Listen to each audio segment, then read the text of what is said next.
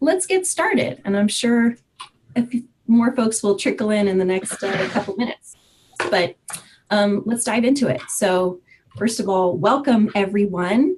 Let me actually pass it over to my co-host, Quentin. He's going to kick us off. Valerie, thank you so much. Everybody, welcome to our Call of the Wild campaign kickoff call. This is a really exciting moment. As you can see from the numbers and the locations in the chat room, we have a lot of interest around saving wolves, and we're going to need every one of you in this campaign to come together. So we're super excited.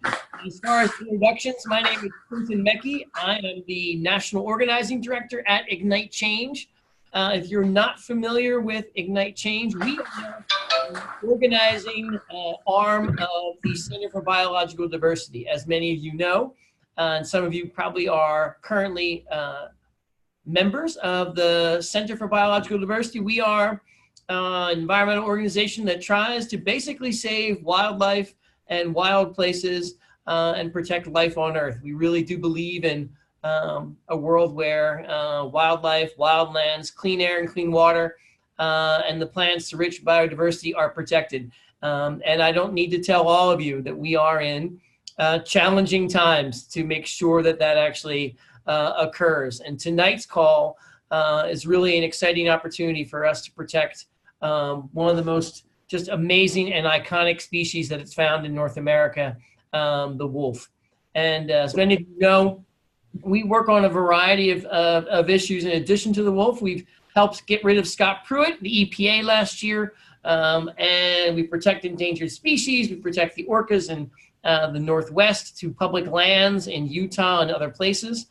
So we really have a range of issues, and tonight we're really excited to be here with our colleagues to talk about how we can protect wolves from the Trump administration's plan to basically strip their protections under the Endangered Species Act. So with that, I will kick it back to my co-host, Valerie, who's going to walk you through some really important tech tips for making sure that this call is a success for you. All right. So the first thing I was going to tell you about, most people have already found, which is the chat box. So if you haven't yet, if you're in the Zoom app on that screen, just go to the bottom of the screen, and if you hover, some icons should pop up. One of them is a little chat icon. That'll open the chat, and that can be kind of a running, conversation and place to connect with other participants during this webinar. The other thing I wanted to point out is the Q&A icon. So if you click on that, you can actually type in a question to us. That is a better place for us to manage the questions than the chat box, because as you can see, the chat box is just going to be running and running, and things can get lost there easily. So if you have a question, please do enter it in the Q&A. And if we don't get to it during the presentation, we'll have a time at the end where we'll go through the questions and answer them. And we may type in an answer, or we'll say it out to everyone if we think everyone could benefit from hearing. So the final one is just the raise your hand button. That's if you want to ask a question. Since we do have so many people on this call, we just went over 400 folks on this call. We won't have a lot of airtime for folks to talk, so that's where the chat box and the question and answer come in handy. But in a minute, actually, I'm gonna call on a couple people to speak. So the way you do that is to raise your hand with that icon. All right, so with that, I think that's all the tech tips that I have. So I wanted to now pass it over to our esteemed guests, our guest presenters. Well, they're at the center, so they're not guests, but they are our experts of the evening. Really excited to have them on. And I'm here with Noah Greenwald. He is the center's Endangered Species Director. And he's been working with the center to protect wolves and other endangered wildlife for over 20 years. He's been with the center, so it's exciting. And Amaruk, who has been with the center, I think about 7 years, but she has been working to fight and protect wolves specifically for 21 years. So she brings a lot of experience and expertise. Really excited to have her on. So with that, I'm going to pass it to Noah and then Amaruk to tell us a little bit more about what they do here and one reason why they love wolves so much. So first, over to you, Noah. Thanks, Valerie. And I wanted to add a thanks to all of you joining this call for, loving wolves and working to protect them. And thanks to the many members and supporters of the center who are on this call as well. Really appreciate the support. So as Valerie mentioned, I'm the Endangered Species Director here at the center. I've been working to protect endangered species across the country for over 20 years, and in particular wolves. So I've been there since, going back to 2000 and the aughts when we were in litigation to stop the various delisting efforts in the Northern Rockies. Here in Oregon, where I live, I'm in Portland, Oregon. I was part of stopping the state of Oregon from killing any wolves for 3 years and forcing them into better management. We're still fighting that fight. I personally love wolves. Love them since I was a kid. I grew up in Minnesota, so I always, was proud to be the state that still had wolves when they were almost wiped out, and still love them today. Got recently to see them a few years ago in Yellowstone National Park. Saw in the Lamar Valley, the classic place to see them. Saw them chase a bison calf. Didn't quite catch it. Very exciting. So thanks to all of you, and so glad to be here, and so glad you all care. Amaruk? Oh, we can't hear you, Amaruk. Oh, I got muted again. Can you hear me now? Yeah. Ha. Okay. So, hi, everybody. I'm so thrilled to see a bunch of the names coming in that I converse with you regularly on Facebook. And now I don't know if I'm going to get to hear your voices, but you get to hear mine. And I'm just thrilled to connect with you this way. You guys that are all on here are following these wolf issues religiously. It is so thrilling to know that people like you out there care so much to follow these issues on a daily basis. I always tell our staff here at the center, we could send a new email to the wolf people every single day and they would read it and they will respond. Wolf people are amazing. Like Noah, I am originally from the Midwest. I grew up in Iowa and I always looked longingly to the north because I knew that they still had wolves in Minnesota. I've been a fan of canids since I was a kid. My parents tell me that when I was 4, I told them I was never going to have babies. I was only going to have puppies. And I guess that was supposed to be wolf puppies. So I've been doing wolf work for the last 21 years. I've done advocacy work for wolf conservation and recovery in the Northern Rockies, Alaska, the Southwest at the federal level, and then in the Pacific West. I've been working for the center I'm just going into my 7th year now, Valerie, you're real close. So for the last 3 years, I've been focusing on Oregon, Washington, and California. I previously lived in Oregon and was on the stakeholders group that helped develop that state wolf plan. I now live back in California again. I was on the stakeholders group that helped develop that state's wolf plan.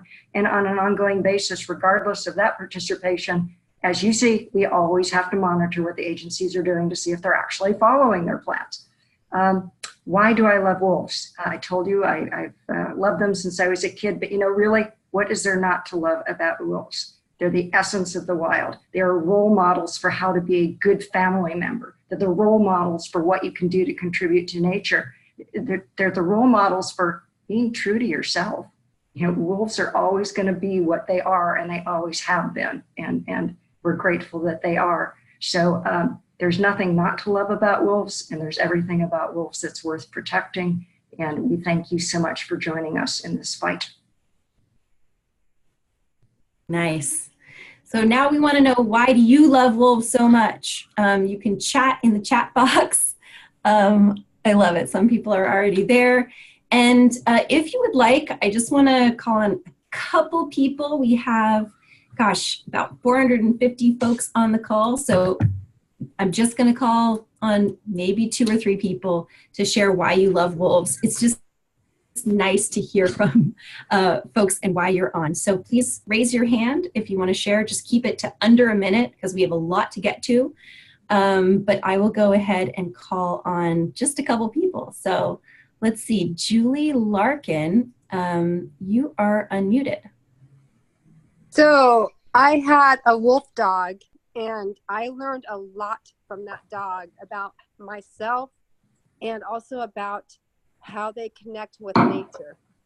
So in raising this wolf dog, I decided to learn more about wolves because I wanted to raise him correctly.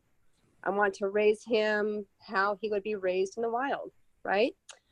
So kind of interesting. People have this perception of wolves that they're just predatory and that they're just going to go after any animal and kill it. But I learned otherwise with my wolf dog. I did see him chase cattle, but not because he wanted to kill, just because that's what they do.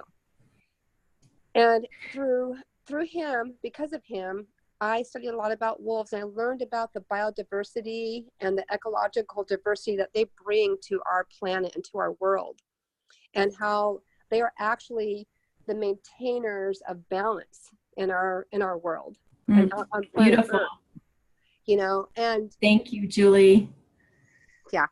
Thank you. I know everyone's going to be bubbling with sharing so much because we have so much enthusiasm, but thank you. That's one of the reasons I love wolves as well, is that they impact the whole ecosystem, and they're a symbol not just of the wild, but of the interconnectedness of all things. So awesome. Let's just hear from one other person.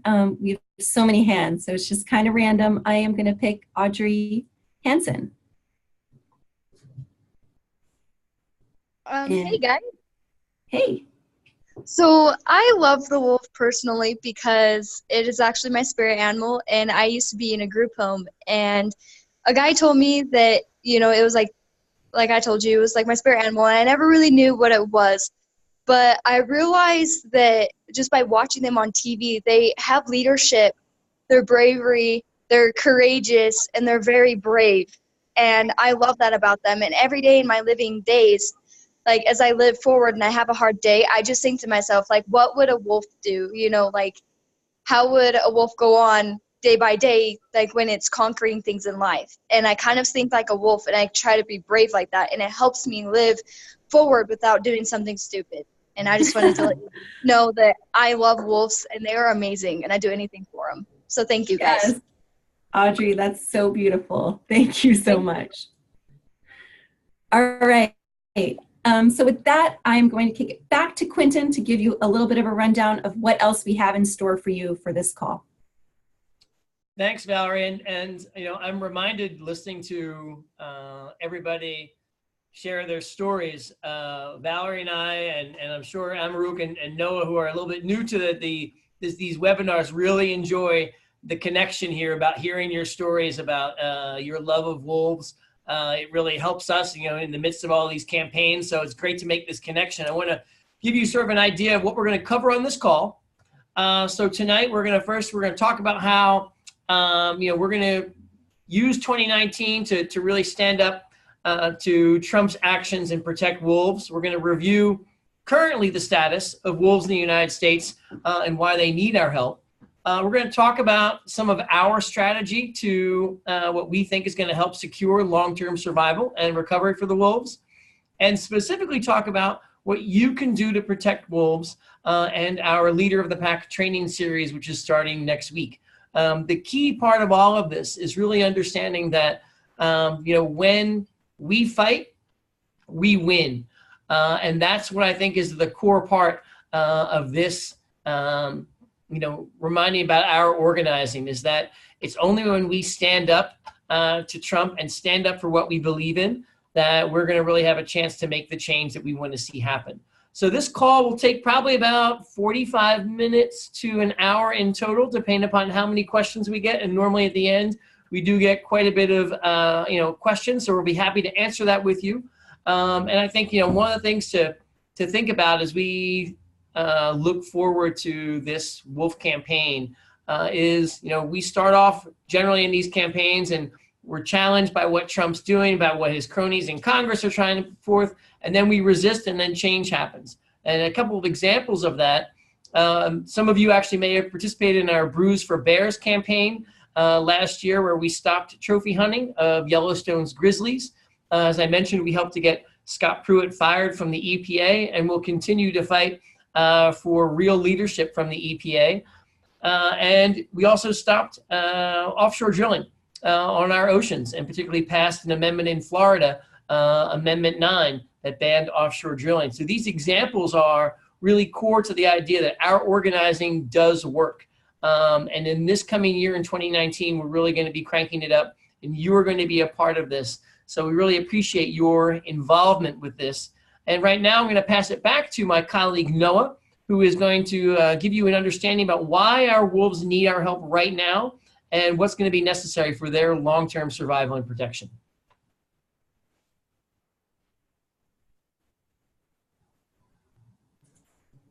Noah, you are on mute. Oops, sorry about that.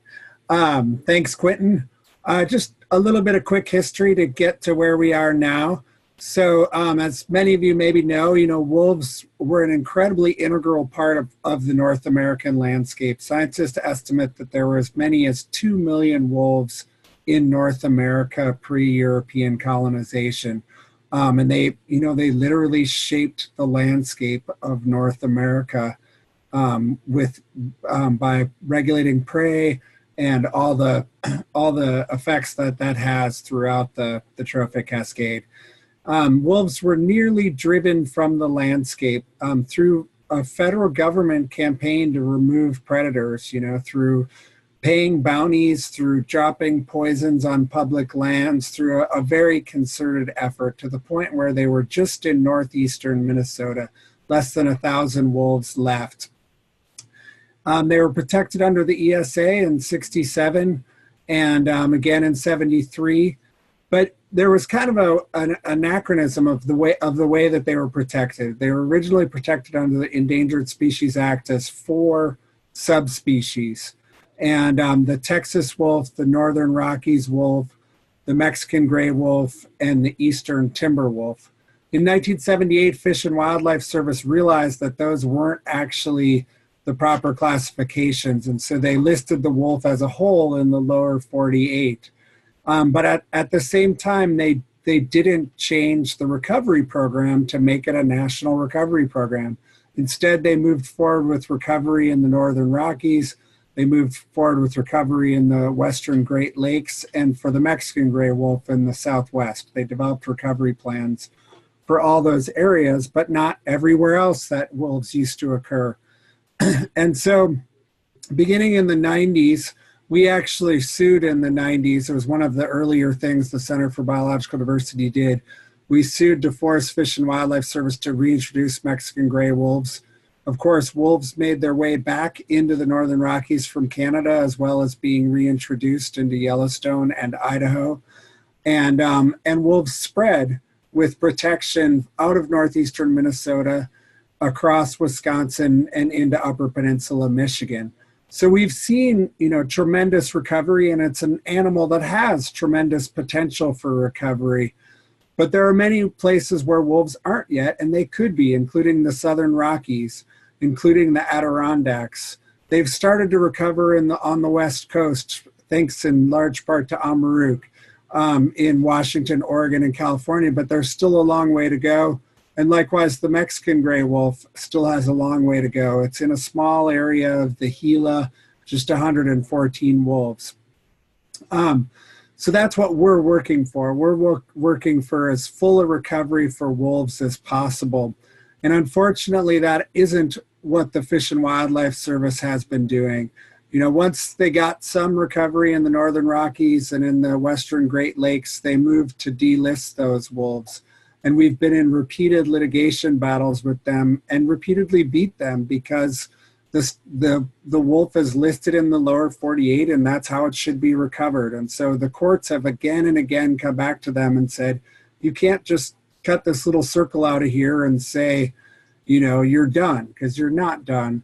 And so we beat back that threat. And so far, except for the Northern Rockies, Idaho, as I'm sure most of you know, Idaho and Montana wolves were delisted congressionally, which has been it's been a tragedy, and we don't want to see that happen anywhere else. We want to see them recover. Right now, the current threat, so amazingly, in the last 2 years, you know, the Republicans had Congress, they had the House, they had the Senate, they had the executive branch. You know, we thought for sure that we'd see a legislative delisting of the Western Great Lakes. And fortunately, we didn't. We were able to fight them off. And that's thanks to the help from many of you as well, I'm sure. But now the Fish and Wildlife Service has announced that they're going to issue a proposal to delist wolves in the lower 48. And that's what we're facing, and that's what we're fighting right now, is that Trump administration plan to delist wolves. We have a multi-pronged strategy. We recently filed a lawsuit, and the lawsuit was based on a petition we filed several years ago to get them to actually finally do the right recovery plan, which is a national recovery plan. And we're now suing them for not doing that national recovery plan as a preemptive strike against this whole effort to delist them before the job of recovery is done. They're in less than 10% of their historic range, and it's just too soon to remove protections. So part of this Ignite Change effort is to organize against that. We also have a litigation strategy. We're also working with members of Congress. We really have a multi-pronged strategy to stop this from happening, and so appreciate all your help. I'll leave it at that. Do you want to add some stuff, Amaruk?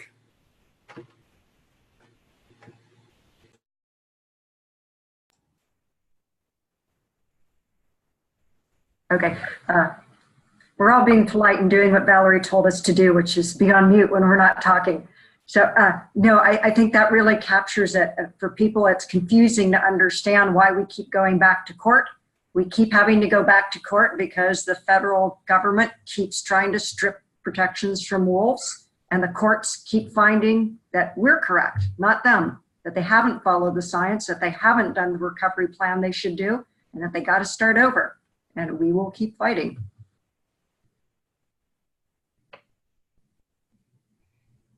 Great. Thank you so much, Noah and Amaruk. And you know, the part of this that is the core part of this solution is everybody on this call. Because I think that the message that we're getting and you're hearing from Noah and Amaruk tonight is the decision to take protections away from wolves in the lower 48 is entirely political and has nothing to do with science. So restoring and protecting the wolves is going to take each and every one of you. And as Noah pointed out, our legal team is going to be working hard in the courts. But what we want to do to augment that is to build people power and show overwhelming public support for wolves. This is absolutely crucial. We don't want to leave it solely just to the legal system. Though, as Amaruk points out, judges repeatedly have come back and said that we are in the right and that wolves have the right to exist in the lower 48 and they should not be delisted.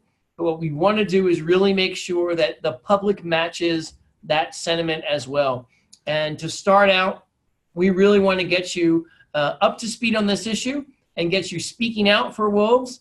And then, we're going to hold events, demonstrations, and make our voices heard loud and clear through lobbying and using other creative social media methods to really make sure that our message of wolves deserve protections is heard loud and clear across the country. And it's only through this grassroots pressure that we think that we're going to guarantee that we can show Americans want full wolf recovery and protection in the lower 48. This is the really crucial aspect of this, and this is where you come in, and thank you so much for joining this call. And I'm going to turn it over to my colleague Valerie, who's going to give you the place where you can actually really step up and show that leadership, which is our Leader of the Pack training. Nice. So as Quentin said, we need leaders. We need leaders who will step up and help build that public support for wolves and ensure the long-term survival and recovery for this incredible and iconic species. So that's why we're hosting an online Leader of the Pack training. It's a series, so there are 4 online trainings in the series. It starts next week, so a week from today, Wednesday, January 16th, same time, 5 p.m. Pacific, 8 p.m. Eastern, and it will run for 4 consecutive Wednesday evenings. And we'll go over topics including campaign strategy, how to build people power to support wolves in your community, tactics and escalating pressure, and taking action and moving forward together. And I think the best part of all is just being in a cohort of other wolf lovers from across the country like we are right now, and learning together and taking action together. So even if you've never done anything like this before, that's why we're doing this training. We want to support you every step of the way. So in a minute, I will launch a poll where you can tell us that you're interested. And you may have already signed up already. We already have a ton of people signed up, but we want you too if you haven't. And then whether or not you're joining this training, we have a second ask, which is we need you to get out in your community now and start building that widespread opposition to Trump's plan. We need you to educate people in your community and start gathering comments against the delisting of wolves in the lower 48. So this could look like tabling or petitioning at the farmer's market, at the library or a community event, talking to people about the threat, and gathering comments. So asking them to sign on to protect wolves in the lower 48 in America. So if you sign up for doing these outreach events, we will support you. We will send you a packet of materials. So flyers, fact sheets, buttons. We have an online guide of how to go out and do this. And we'll even follow up with you personally over the phone and make sure that you're set up for success and that you have everything that you need. So I am going to launch that poll. So you should see in a minute, here we go, a little questionnaire should pop up in your screen. And yes, I'm seeing people fill it out. It's what are you willing to do for wolves right now? Join the Leader of the Pack training. Again, that's the next 4 Wednesdays. And going out and doing that community outreach and gathering comments to protect wolves now. Yes, so many signups. So I'll just wait a minute while your answers roll in. If you are on the phone, just a note, so if you called in not through the Zoom app, you won't see this screen, but we will follow up with you in the next couple days. We'll be sending an email bright and early tomorrow morning. We will be texting you if we have your cell phone, just following up to make sure that you can sign up and get all the info. Great, and not only that, but you can actually go to saveourwolves.org right now. So again, it's saveourwolves.org, and that will kick you out onto a landing page. Scroll down a little bit and you will see all those options. So the Leader of the Pack training, you can fill out a short request form so that you get your packet of all the materials you need, and the fuller guide on how to do outreach in your community. So everything at your fingertips. Finally, I just want to name one last thing. It's a save the date. So we are planning a National Day of Action for Wolves on March 5th. So I know that's a little bit out, but for you planners, please mark your calendars. We will be following up with you with more information. We'll be asking you to host events in your community, but that will be the next step. So for now, just mark your calendars, and thank you all so much for your involvement. At this point, we are going to transition to question and answer. So we have a lot of questions, way more than we're going to get to. So, but I can start. One person said, how can we save wolves? So those actions that I just laid out are one concrete way or two concrete ways that you can sign up. And in terms of the best way to invite a friend to participate in this campaign, saveourwolves.org, have them go to that URL and sign up for the campaign as well as any of the additional steps underneath. Okay, here's another one. Is supporting the Endangered Species Act at the site a federal, wait, at the site and federal level, a better means to protect all species and fight Trump and his followers? Noah or Amruk? There may be a typo in there. I think it meant state. That would make sense.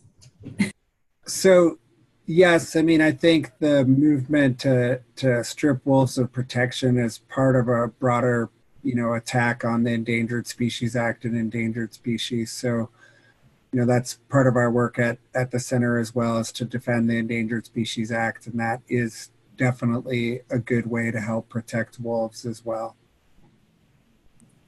And I'll just add to that. What we saw with the congressional delisting of wolves in 2011 was a congressional attack on the Endangered Species Act, a workaround. What we don't want to see them to start doing that with species after species. The wolves is maybe their test case. So we have to stop that before it happens. Great. And what number of breeding pairs are considered a good benchmark for continued viability in a management area? And maybe a broader question from that is just, well, Fish and Wildlife keeps wanting to delist because they think they've hit a successful level. What do we think is real recovery and success? If you think about the fact that wolves currently exist at about 1% of their historical numbers, that gives you a little perspective right now that we're way too low everywhere. And then you have to realize that every time either U.S. Fish and Wildlife Service or the states develop recovery programs, they set their recovery goals way, way, way too low. They're not thinking about things like how many animals do you need to have in order to have enough animals that are breeding, because not every animal that exists is a breeder. There's actually a scientific concept about effective population size. And generally, in order to have you need to have about 2,500 animals in a given area in order to have enough breeders to make sure that population is going to continue into the future. And then you need to have connected populations. So it's not just a numbers thing, it's realizing that these numbers have to be large enough and close enough in territory size so they can connect with each other. So you have genetic exchange. That's what keeps a population healthy over the long term. You can't just have these little postage size recovery areas, which is what the feds have done with their 4 recovery areas. Nice. That hit another question, which was on genetic diversity. So perfect. And what is the main reason why the administration wants to strip wolves of protection? Well, the main reason why we, had this concerted campaign to wipe them off the landscape was livestock. And ranchers are the main political force advocating against wolves. And they've historically had a lot of power and continue to have a lot of power at the state level, and that transfers up to the feds. And so it really comes down to the political opposition of the livestock industry and their pressure on the government. Yep. This is a similar question, so I'll stick it in now, which is why are state agencies so aligned with the interest of producers? So like in Washington, they give that example. Yeah, why are the state agencies not on our side, seemingly? So there's an interesting financial incentive here. State agencies, state wildlife agencies, for the most part, are funded largely by the license and permit fees of people who pay for licenses and permits to hunt, trap, and fish. So they view that as their main constituency, the agencies do. You think, well, what does that have to do with livestock and agriculture? Some of the best hunting lands are private lands that are owned by livestock owners. So the agency also has an incentive to maintain really great relationships with the livestock owners, so the livestock owners will then allow the hunters onto their lands, and then the agency gets the hunter dollars to keep the agency funded. So it is a three-way relationship that actually needs to be broken up, and it needs to be broken up by creating new ways in state legislation that wildlife agencies are instead funded largely by the general fund, because after all, they hold wildlife in public trust for all of the public. They shouldn't be just beholden to livestock producers or hunters or trappers or fishers. They manage all the species, endangered or not, in their state for all of us.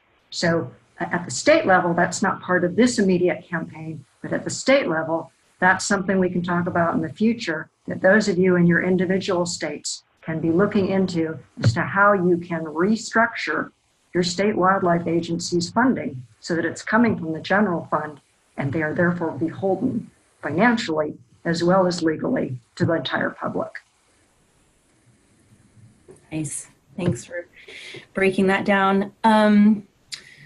Next, let's tease out the decision making on this. So somebody asked, how can Fish and Wildlife delist the wolves without Congress's approval? So maybe we can talk a little bit about, how this decision works, but also why it's important to make sure that Congress knows that we want them to protect wolves in the long run.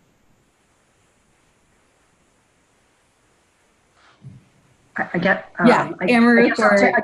I'll take that. Or Noah? And Noah may have something to add to this. So the natural course of things, the way things are actually supposed to work, is for the U.S. Fish and Wildlife Service to be working on recovery plans and determining when a species has recovered to where they can delist it. Congress isn't supposed to be stepping in and overriding U.S. Fish and Wildlife Service decisions.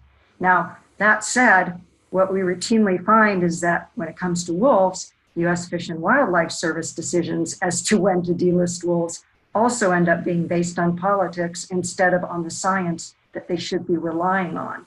And so this is why, even though there are also congressional threats to wolf protections, there are threats from the U.S. Fish and Wildlife Service itself, because that's their job, is to decide when a species should be listed or delisted. And it's our job to make sure that they're doing it in a way that comports with science and follows the law. And one of the best ways we can do our job is by having all the public involved in these comment processes. Nice. Anything, Noah? Yeah. Okay. That's great, Merck. Right on. So first of all, we have tons of questions. So apologies, we're not going to get to everyone's in this hour, but I will do my best to combine where possible. So we had a few questions, or a couple questions about the red wolf, at least one question about the Mexican gray wolf. So maybe just talking a little bit about how the current delisting threat doesn't affect these populations directly, but how our overall campaign is fighting for all wolves everywhere. And we've had a couple questions about the border wall. So when you talk about Mexican gray wolves, how does the border wall factor in? Yeah, so I'll start with red wolves. So the proposal coming down from the Trump administration won't affect red wolves. Unfortunately, the Fish and Wildlife Service and the Trump administration have really been backing away from the recovery effort in North Carolina for the wild population of red wolves, and that population has really declined down to fewer than 40 animals. There's a big problem with hybridization with coyotes, but the scientists had a program to deal with that. They were successfully recovering them. There was over 100 red wolves in North Carolina, through a variety of means that they were using to help them, cross-fostering pups and stuff like that. And that's all been stopped. We're very much organizing to try and change that. We're waiting for a new rule that'll guide recovery. We're likely to challenge it if it's not good. We've been pushing for a new recovery plan. Similarly, Mexican gray wolf, we've challenged their failure to do a new recovery plan, so they're working on that. They put out a new rule guiding the experimental population and guiding the recovery effort that we successfully challenged. They've really tried to limit the recovery to the small area of the Gila Even though the scientists said that there needed to be Mexican gray wolves in the Grand Canyon, in the Southern Rockies, and northern New Mexico, they've tried to keep them to just that one area. So they won't be affected by this proposal, but it's still very much a fight to try and broaden that recovery effort, and it's something we're very much engaged in.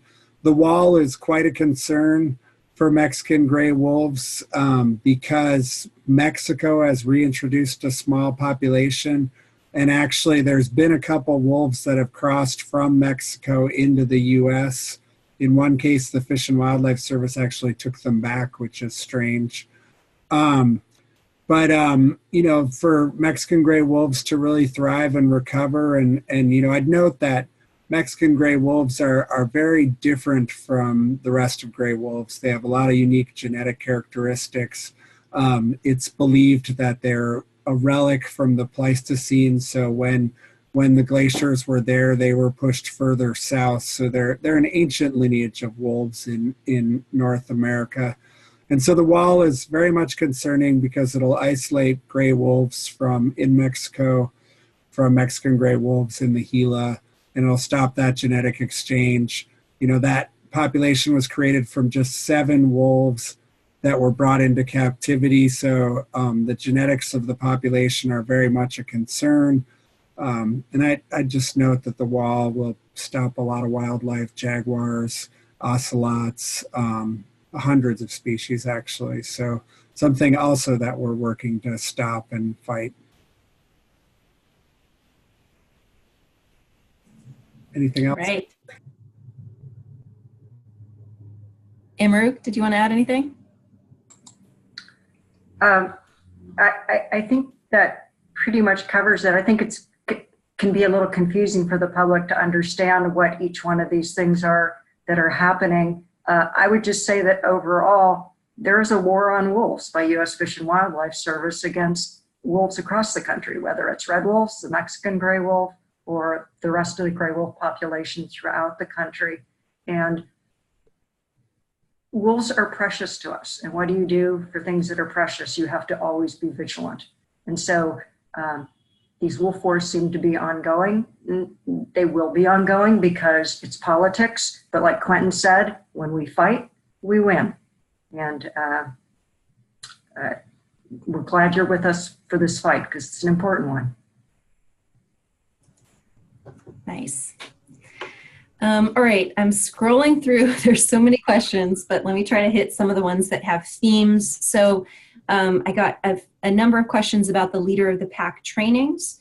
So time commitment, somebody asked about that. So the trainings themselves are 1 hour each. So 4 Wednesdays, starting next Wednesday, 1 hour each for the training. But of course, we hope that the training is not all that you do, that you take that training and use it to take action in your community. So we will be supporting you in doing the community education and gathering comments action that we talked about. So we'll give you the skills, more skills and tools to do that. So we'll hope you'll join us for that. And we'll be preparing you so you're ready to host an action for the Wolf Day of Action. Someone asked what it's called. We don't have the title down yet, but it's March 5th. It's going to be a National Day of Action for wolves. Let's see. So yeah, you'll want to set aside, hopefully, some time in your life to be an advocate for wolves and do what it takes.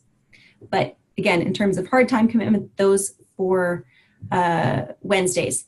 Someone also asked, what if I can't make a Wednesday? That's okay. There will be recordings of each call, just as we're actually recording right now, and we'll share it with people who wanted to be on and couldn't. There were a lot of those folks. So if you can't make one Wednesday, no big deal. You can sign up and we will still send you the recording and the next steps all along the way. Some people also asked about lobby days. We are actually looking for that as a next step after the Day of Action. So March, April, we'll be gearing up for some lobbying and we will train you and support you in that next step. But This has been a long fight to get to this point to protect wolves. And of course, we're not stopping now. We know that it's a long haul ahead. So we have a lot planned, right now to combat this delisting coming down from Trump and to support each other long term in saving wolves in this country. So what other questions do we have?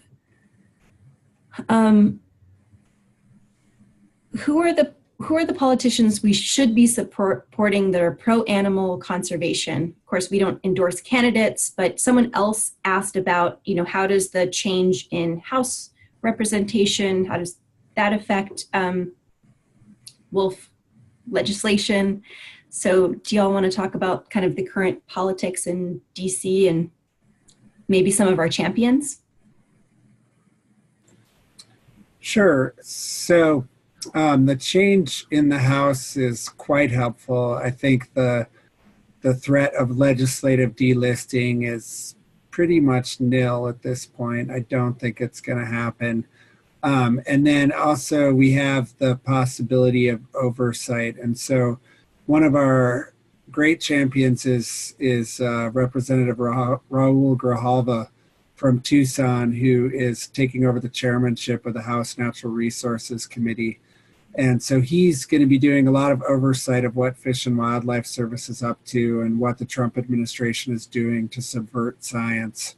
And so we're really looking forward to that oversight and to a lot more watchdogging of Fish and Wildlife Service and the Department of Interior and Deputy Secretary Bernhardt. And so hopefully that is going to be helpful on the wolf issue. I know it's going to be helpful on endangered species issues in general. Nice. Maruk, you want to add anything there? Or? I think that all along you guys have been great about contacting your congressional representatives, because this isn't the first time that we're going to make an ask for you to do that. We know we've asked before and we know you've done it before. So, I would say certainly any of the Democrats that are still in office that you've been contacting all along, don't let off the pressure on them. They need to know that we still care about wolves and that this is still a really big issue for us. A lot of times other issues come to the forefront for them. So it's important to keep reminding them that this is critical. Somebody asked, one other question about the Leader of the Pack training. Is it free? Yes, it's free. Come join us. We want to work with you. We're not trying to create any more obstacles than necessary. So come join us. Also, somebody asked about wow, there's so much in this chat. Can we get a record of the chat? I don't think we're able to do that. But what I will say is in a couple days, we will send you an invite to join our online community. We use a tool called Slack. And it's like this. It's actually like a chat feature where we can have a robust conversation about wolves, share updates, share news, share resources, answer all these questions we didn't get to, and really just talk with each other and have a place to connect around wolves. So this is not your last opportunity, and please do say yes when we ask you to join that. Okay, so somebody asks, wolves are being killed in Idaho, Montana, and Wyoming now. How can we stop that? How about poaching and illegal trapping? What avenues for action are there for the northern Rocky wolf population? So again, wolves are under state management there. First thing I would say is move to Montana, Idaho, and Wyoming so you can become part of their constituency. Short of doing that, if you have friends and family who live in Montana, Idaho, or Wyoming, connect with them. People need to show up at the State Fish and Game Commission meetings and let their voices be heard. Too often in those states, it is the consumptive users, the hunters, the trappers, the anglers that show up at the commission meetings. The commissions oversee the state wildlife agencies. They set the regulations, they set the hunting seasons, they set the quotas. They determine things like whether or not there's going to be buffers around the park. We've all seen the tragic circumstances with wolves wandering out of Yellowstone National Park and the strong need for a buffer there. So It's very important in those states to be weighing in at the state level with the Fish and Wildlife Commissions. And to the extent that you have friends or family there, to the extent that if you take vacations to those places, write their Department of Commerce, write the governor's office, let them know that you'd like to go there, but you can't support their policies, so you might not be going there anymore. Right. Let's see, I'm looking for more themes or questions that we haven't answered yet. All right, well, here's some, we have some really specific questions. We are gonna wrap up just in a couple minutes, probably our questions. We'll say a few final words and howl together as the finale. I'll warn you now. But how about, this question, I've read that genetically red wolves are a cross between coyotes and gray wolves. What's your feeling on this? Is this why red wolf protection is less robust? Well, so coyotes have been able to spread across, I mean, it's an incredibly smart and successful animal, and they've spread across the eastern U.S. They used to, in part they weren't there because there used to be a lot more wolves. So it is a threat to the red wolf. It's considered one of the threats. It's sort of interesting because some scientists think that red wolves actually generated from a long ago hybridization event between gray wolves and coyotes. So they share a history, but that is a threat. But the recovery program had a means of dealing with that. They would actually maintain some coyote territories, but not allow those coyotes to breed, so that they would occupy a territory until red wolves could take it. And those strategies were working. And so, it's just a matter of getting that recovery program going again. Nice. All right, we have someone who says, I'm 14, what can I do? Oh, there's so many things you can do at age 14. Decision makers love to hear from young people. Sometimes they get really tired of hearing from us oldsters. They love to have you come and testify at a meeting, whether it's a federal agency meeting, a state commission meeting, a legislative meeting. I have never seen decision makers light up, change their whole posture, and suddenly be paying attention to the speaker the way they do when a young person comes in. So your voice is way more powerful than you might imagine. There are things that you can do besides testifying, though, or writing letters or calling decision makers. You can make change in your own community, in your schools. You could form a wolf advocacy group in your own school. You could organize in the public libraries in the county where you live a National Wolf Week where you help provide them with a list of wolf books that they could get on their shelves and a display to begin to educate the rest of the public. You could institute that in your school. You could call on your governor or your mayor to declare a national day of wolf advocacy. You'd be surprised what you can accomplish as a young person. And I encourage you to think of as many ideas as you can. You're welcome to contact me if you need more ideas. We actually have a program called Generation Wild, yeah, that's aimed at youth. And if you are doing something like that in your community, we want to know about it. We'll probably profile you on our website so that other kids your age can learn what you're doing and then they can copy it. So your message can be echoed throughout the country. So please, we need you. We exactly need you. Awesome. And of course, 14 is not too young to participate in everything that we've laid out. So join our Leader of the Pack training. We'll support you in implementing some of the ideas that you have or that Amaroq threw out, as well as doing outreach and gathering comments in your community and at your school.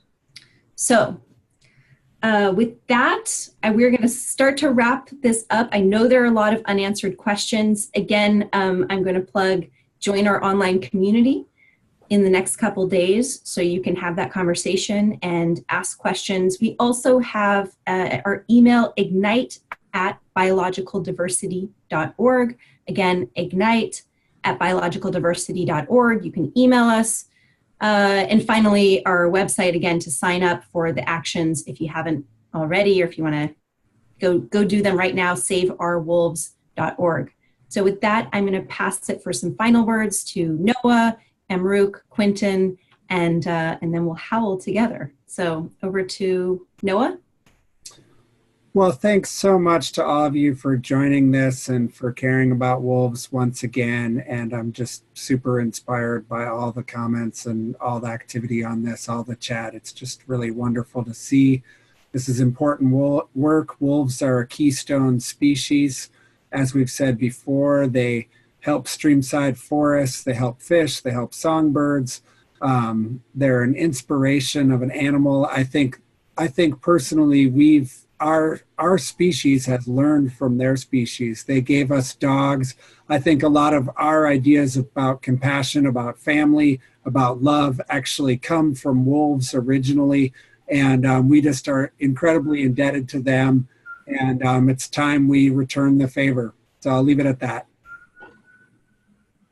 And I'll just say that I'm thrilled for this campaign for all of you, because what I hear over and over is, why are we always having to fight things that they're doing? Why are we always having to oppose things that they're doing?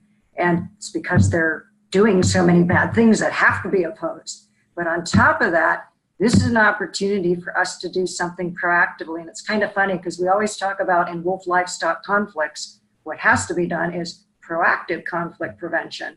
And so what we're doing right here is proactive efforts to ensure a national recovery for a species that deserves to be recovered. There is no species that has been more unjustly maligned across the entire planet. There is no species that provokes more passions all the way around the table. And anything that gives you that kind of spark like that, that deserves our support. And you all give it in spades. So we welcome you joining us in this effort to do something that's super, super proactive. We're going to get out there. We're going to get out there first. Thank you so much, Noah and Emruk, your words of inspiration for wolves. And, I want to really, make sure everyone understands we had 500 people on the call tonight, which is the largest webinar that we have ever held on an issue as part of Ignite Change. You are the chance for the opportunity to save wolves right here. And there's nothing more inspiring that I can think of than going back to the words that my mother repeatedly told me as I was growing up, which is actions speak louder than words. And the wolves need your actions. And what we want to do is take all of your passion, all of your interest in wolves, and translate that into a very loud voice that Congress hears, that decision makers hear, that Fish and Wildlife hear, which is to protect the wolves from delisting the lower 48s. So be very specific. Tomorrow morning, or sometime early tomorrow, you will be getting an email. So please check that email for the information you need to get started. In addition to that email, as has been shared on the chat tonight, we have saveourwolves.org. That is all the information you need to get started. We have our training. Share the website with your friends on social media. And all of the activity that you're seeing right now in the chat, which is really amazing. We want to keep you connected. So the one main thing that we have shared with you, for those of you who have used Slack, we really encourage you to join that channel. That's a way for you to keep you guys connected. For those of you who are actually neighbors and you don't know it right now, that's a great way to get started in doing this wolf campaign. You can do your outreach together. So there are extra ways to get you and keep you connected. We want to make sure that that happens. So if you have never used Slack before, you're not comfortable with social media, this is your chance for the wolves to learn new skills and to put those skills to use. So with that, we're going to be in touch with you the next few days via email, via Slack, on the website. And we're so excited to have your help. The wolves are excited about having your help. And we're going to really make sure that we protect them from delisting. And with that, I will turn it over to my colleague to close this call off with, well, it's coming. It's going to be the wolf howl. All right, let's do a 500-person wolf howl. So my colleagues in just about 3 seconds are going to unmute everybody. Hopefully this is going to work. And I want you to give your best wolf howl. You may, if you're using earbuds, just want to like take them out from your ears. It might be a little loud. So are you ready? 1, 2, 3.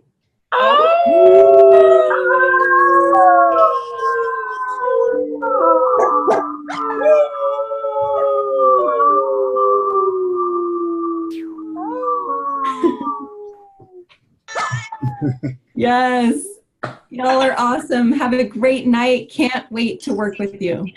Thank you so much. Great night. Thank you. Thank you.